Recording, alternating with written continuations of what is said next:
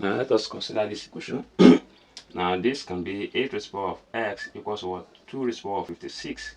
Now we can reduce 4 to the base of 2. Here you have 2 raised to the power of 2, all raised to the power of 26, all over what? 30.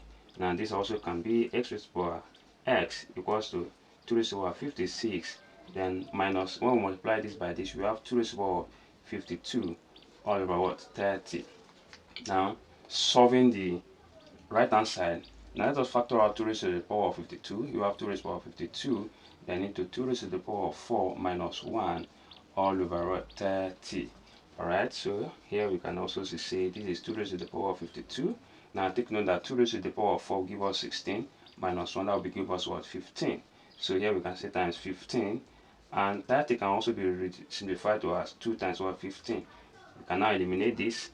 Now here we have 2 raised to the power of 52 over 2 raised to the power of 1, which can also be put as an index. Here you have 2 raised to the power of 52 minus 1.